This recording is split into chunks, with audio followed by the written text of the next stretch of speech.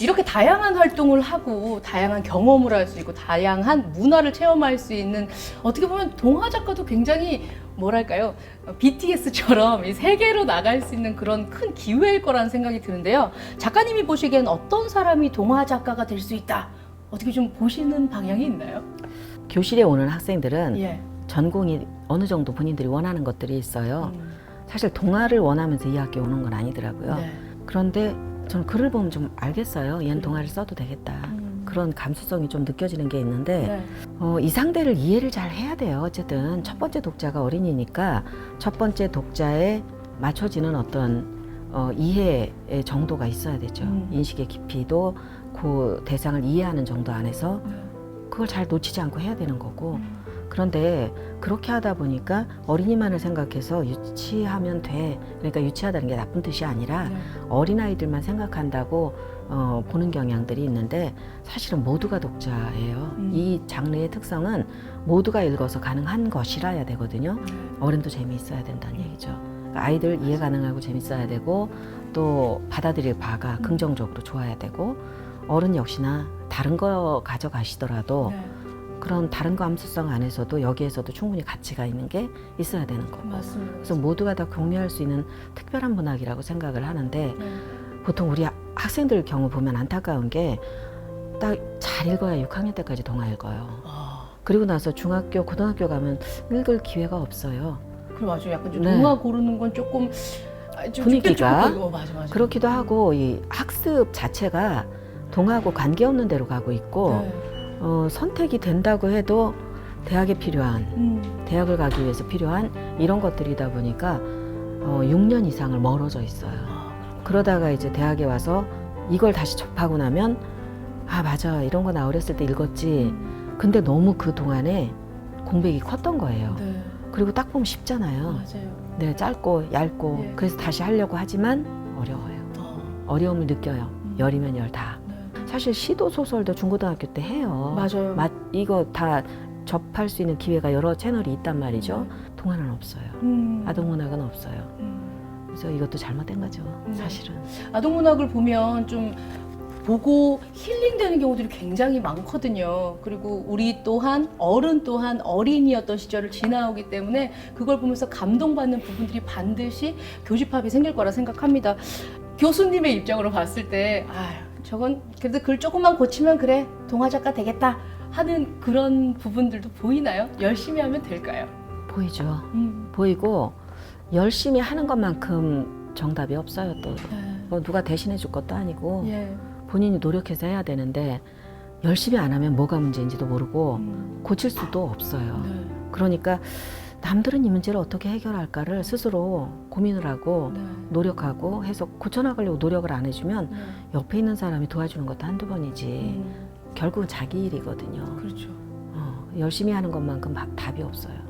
동화 작가를 꿈꾸시는 분들 중에는 동화책을 읽어주다가 너무 재밌어 감동받았어 이러면서 본인 스스로가 동화 작가가 되려고 꿈꾸다가 또 이렇게 선생님한테 혼나고 나면 또 못하겠다 이런 생각을 하는데 그 동화 작가를 꿈꾸는 사람이 꼭 갖춰야 할 가치라고 할까요? 선생님이 꼭 집어서 얘기해 주시다면 어떤 부분이 있을까요? 저는 그런 분들을 이제 교실에서 네. 해마다 몇 번을 경험을 하는데 동화에 대한 편견을 가지고 들어오시는 것부터가 일단은 본인이 벗어야 될, 깨야 될 껍질. 그게 동화가 어린아이들이 읽는 이야기다라고 생각을 하기 때문에 어른이 예쁘게 들려주려고 하세요.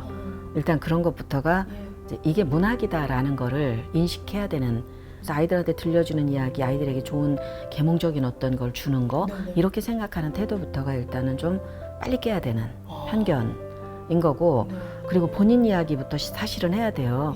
제가 마당을 나와나 안 딱 쓰지만 내 얘기 들어가 있거든요. 그래요? 그렇죠. 제가 겪은 어떤 경험들이 들어가 있는 건데 살짝 바뀌기는 했지만 모양이 그래도 다 들어가 있는 건데 본인들은 본인의 나쁜 거는 살살 감추고 사실은 그런 게 어떤 문제를 일으키느냐 감동 없어요. 그렇게 되면. 맞아요. 공감을 못해요. 그렇기 때문에 이걸 문학처럼 시작을 해야 된다는 것이 첫 번째 바꿔야 되는 것이고 그게 가치인 거죠 사실은. 그리고 쉬울 것이다. 쉽지 않은데 그렇기 때문에 우리 교실에서 야단 못 쳐요. 이게 아니다 이런 말 못 해요. 아, 네네네 이래가면서 하는데 아닌 건 아니라고 해야죠. 근데 왜 아닌지 얘기를 할 때 받아들이는 게 빠른 사람이 있어요. 네. 근데 전혀 이해 못하고 못 받아들이는 분이 있거든요. 안 고치고. 못 받아들이면 못하는 거예요.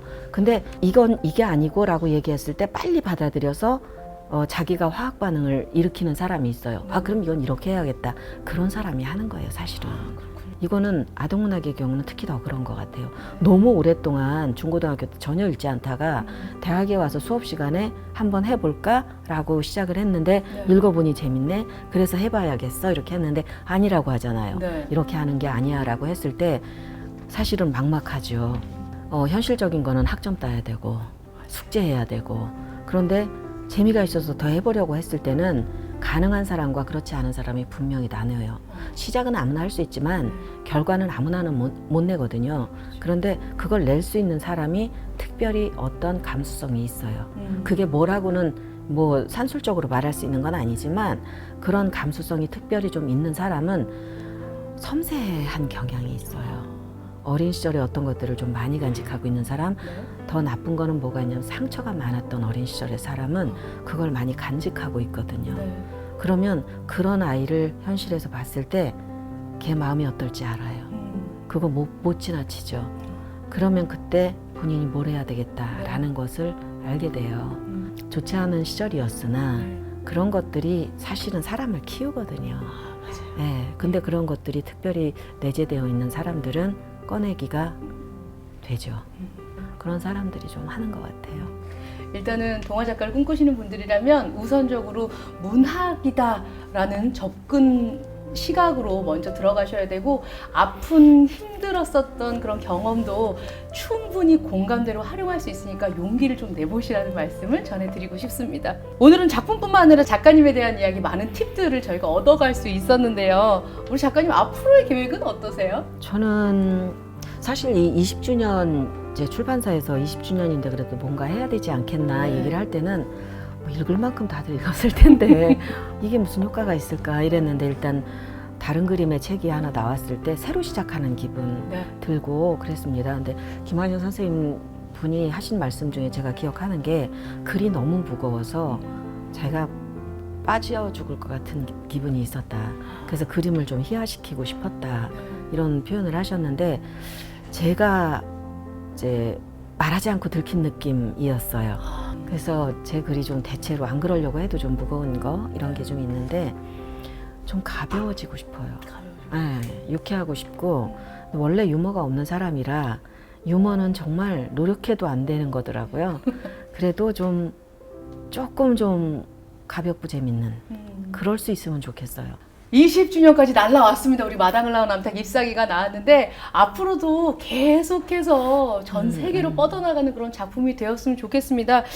오늘의 황선미 작가님이 있기까지 우리 잎사귀와 같이 많은 분들이 마당을 나온 남탁 읽어주시고 홍보해 주시고 또 감동받아 주시는데요. 마지막으로 마당을 나온 남탁을 읽은 독자님들에게 한 말씀 좀 해주세요. 제가 이 특별판을 냈을 때 독자들에게 뭔가 좀 한마디 네. 출판사에서도 얘기를 좀 하나 하는 게 좋지 않겠나. 근데 뭐라고는 하고 싶은데 딱 하나가 안 떠오르더라고요. 그런데 그래서 이제 제가 기념판에다가 이제 썼습니다.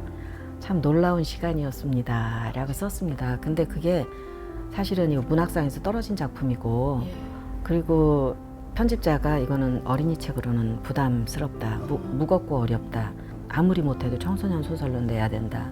이렇게 말씀을 하셨는데 독자가 선택을 안 했으면 아마 죽었을 거예요.